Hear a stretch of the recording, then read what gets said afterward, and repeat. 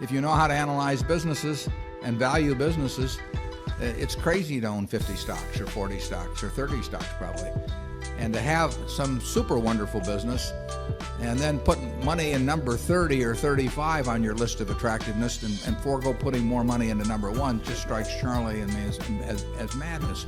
Hello everybody, it's Tortoise Investing coming at you today with a market-beating ETF. This has consistently beaten the market since 2008. I got the proof to show yins. Before we dive into it, I was just very quickly wanting to give a disclaimer. None of this is financial advice. Always do your own research before investing into anything.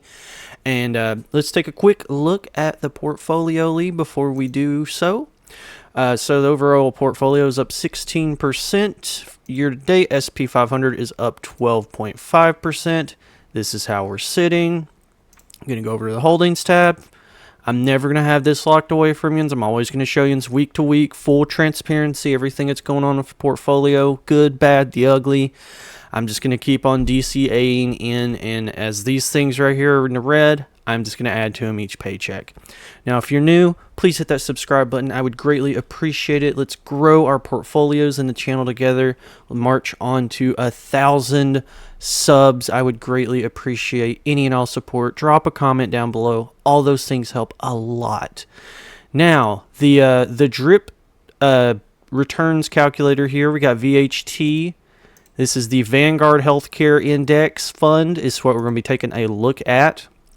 So we are going to take a look from January 1st, 2008 to today. If you was to put in 10K, this is how things are looking. If you look at this black line, this is the VHT Vanguard Healthcare Index Fund. As you can see, it is reliably has always beaten the market.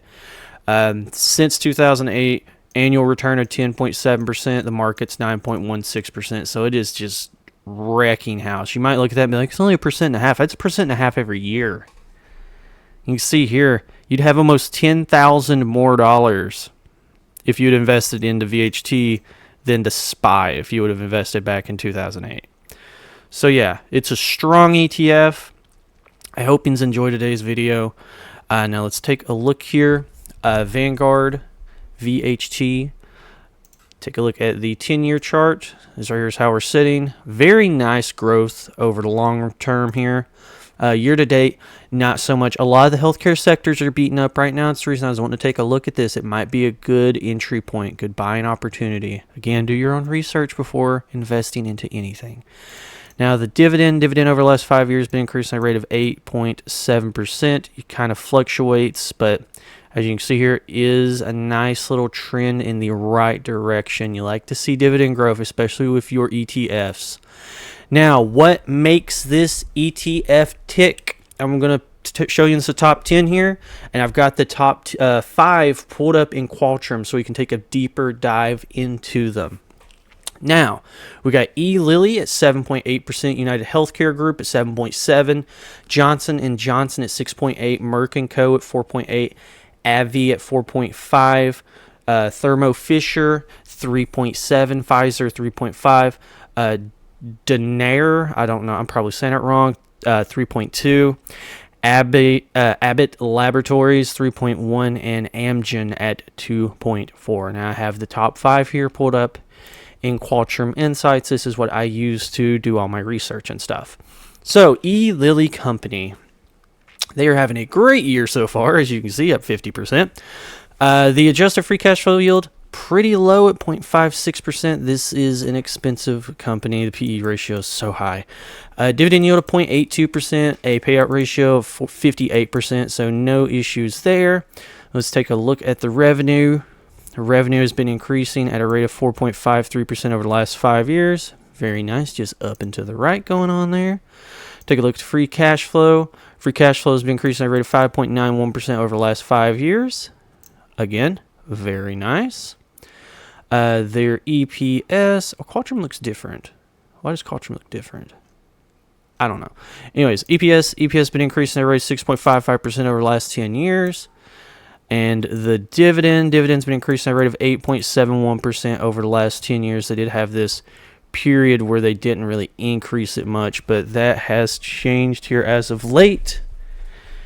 Alrighty, let's take a look at the debt.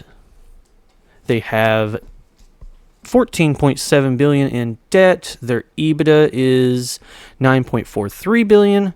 So my rule of thumb, typically, I don't like companies that have more than 3 times their EBITDA in debt. And this right here, not an issue whatsoever. This would have to actually be close to 30 billion in debt. So they have that under control. Shares outstanding have been decreasing at a rate of 2.09% over the last 10 years. You like when your company's buying back shares. You like that, except makes it to where you get a bigger and bigger piece of the pie. And they've been buying back shares, not here as of late, but in the last 5 years, a rate of 3% almost. So, yeah, very nice. A lot of green flags, return on capital employed. High teens, very nice as well. 2022, it was at 22%. So yeah, Lilly, a lot of good going on. I like what I see. United Healthcare Group, I don't know why it's doing that. Boom, there's my name. Adjusted free cash flow yield of 7.93%. We got a dividend yield of 1.38% and a payout ratio of 30.5%. Very nice. I own this one personally. I like United Healthcare Group a lot. Revenue's been increasing at a rate of 11.35% over the last 10 years. Free cash flow yield's been increasing at a rate of 14.42% over the last 10 years. EPS, 14.9% over the last 10 years. This company is just a beast. Look at that. Just up and to the right, up and to the right, up and to the right, to the right. Just awesome. Their debt, they have 54 billion in debt. Their EBITDA is 29.8 billion. So again, no issue there. This would have to be 90 billion for it to be, more than 3 times their EBITDA. The dividend's been increasing at a rate of 20.98% over the last 10 years. My goodness. Woo! It's been a little bit slower at almost 14%, but still, that is some great dividend compounding going on there. Amazing. I love that. It's one reason why I like it so much. It's got, it's above 1% dividend yield. Payout ratio is not in any danger, and it has been increasing its dividend very reliably. Now, shares outstanding. Not too much going on. Between 2021 and 2022, they did buy back 6 million shares. And the return on capital employed is like the most reliable thing you'll ever see. This thing stays at 17 to 18% for forever and a day. Now, next up, we got Johnson & Johnson. Johnson & Johnson's been busy this year. They just spun off some of their business.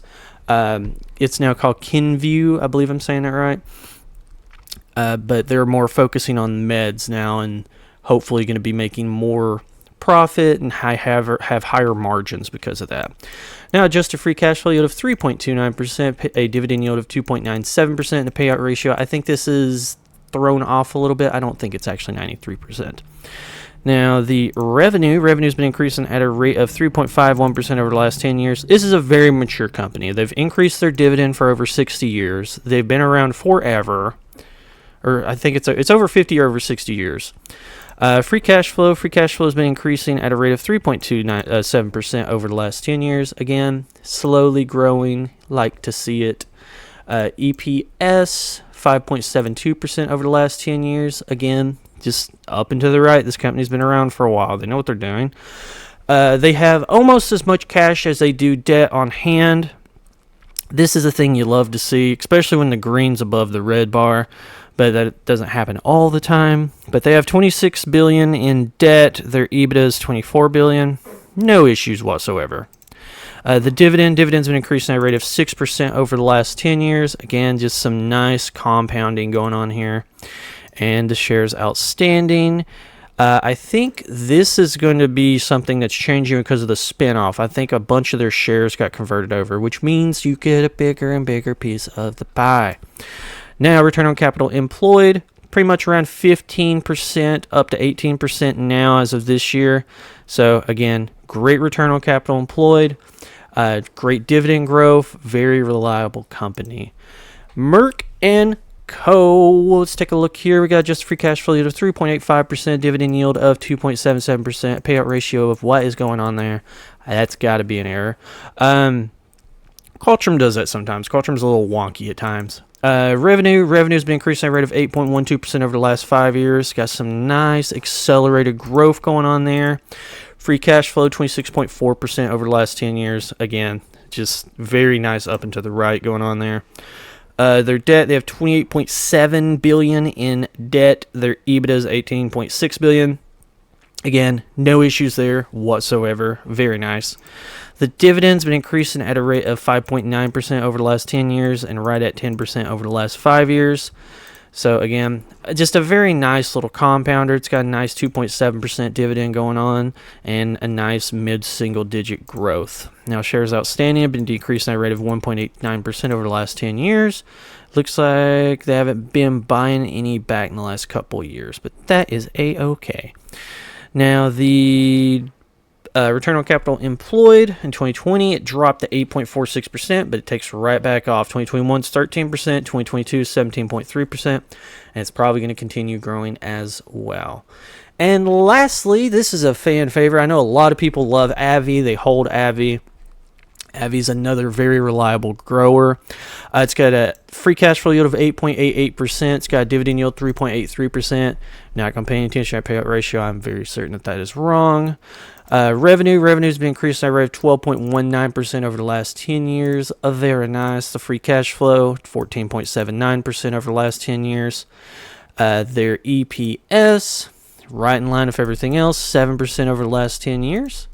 And their debt, they have $59 billion in debt. Their EBITDA is $26.5 billion. Again, no issues there whatsoever. This would have to be like, over blah, blah, blah, pretty high. It'd have to be over 75 billion, I believe, to not be within that ratio I'd like it to be. The dividend's been increased at a rate of 13.98% over the last 10 years, even though it has slowed with their increases.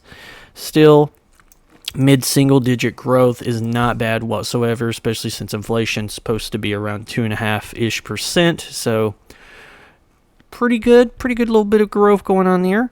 Return on capital employed, they had the 2020 hiccup, as sure everything in the world did, but it's right back to business, right in the 16-17 range with the return on capital employed. So again, a very strong company. All 5 of these are pretty great and make up, like I said, the top 5 here make up a good percentage of it. And their top 10 actually makes up 47.86% of their portfolio. And all of these are pretty big names. But yeah, VHT, Vanguard Healthcare Index Fund, a good market beater, maybe something you want to look into a little bit further. Hope you enjoyed that. Make sure to hit that like and subscribe button for more. And until next time, see yous.